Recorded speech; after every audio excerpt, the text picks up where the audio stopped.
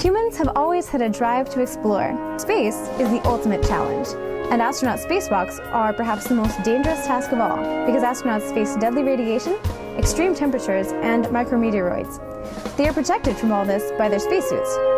Here at the University of Maryland's Neutral Buoyancy Tank, one of only 2 in the nation, we're developing our own suit called the MX-2 to be used underwater in a simulated microgravity environment in order to research new technologies and techniques for working in space.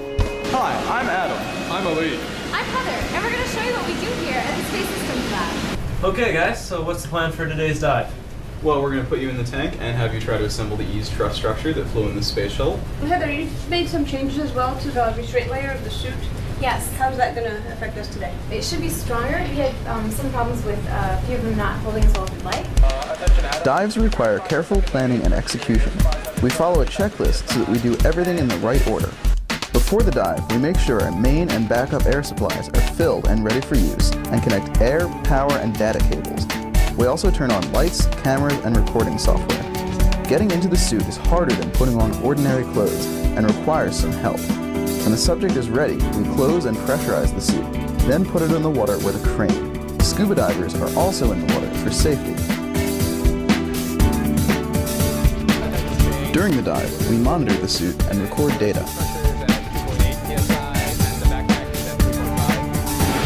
There are a lot of important parts on the back of our Analogue spacesuit, including sensors, pressure valves, and an emergency air supply. And it's very important to make sure they don't get damaged while moving around the tank.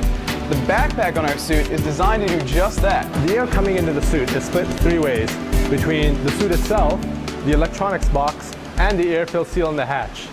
These devices here, called regulators, control the pressure in each of these lines. The air enters the suit above the subject's head and leaves through the back. The positive pressure inside the suit means that air bubbles out instead of water leaking in. To monitor how the suit subject is doing from the surface, we need several sensors on board the suit. These sensors collect data, which we send back to the control station using a regular Ethernet cable, the kind you probably see in your home and school. Our suit uses a Mac Mini computer. It keeps track of all of our sensors and lets us know how the suit is holding up. We keep our tank at a warm 90 degrees. This temperature is just right for divers whose skin is touching the water. But for our suit subjects, the heat can get uncomfortable, especially during hard work. That's why our test subjects wear a liquid cooling garment, just like real astronauts. The garment is basically long underwear with plastic hoses woven right into it. We pump cold water through these hoses right against the subject's skin to cool them off.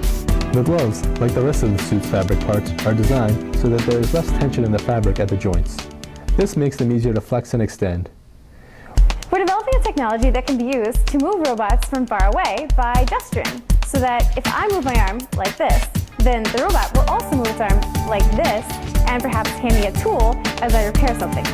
So how do we do that? Well, we shine a light down these fiber optic cables to a measurement device called a photodiode that measures the brightness of the light and how it changes as I move my arm. Then, once we do that, we send the data to the robot, which will also move its arm in the same angle. We're working on several other exciting ideas for future research too.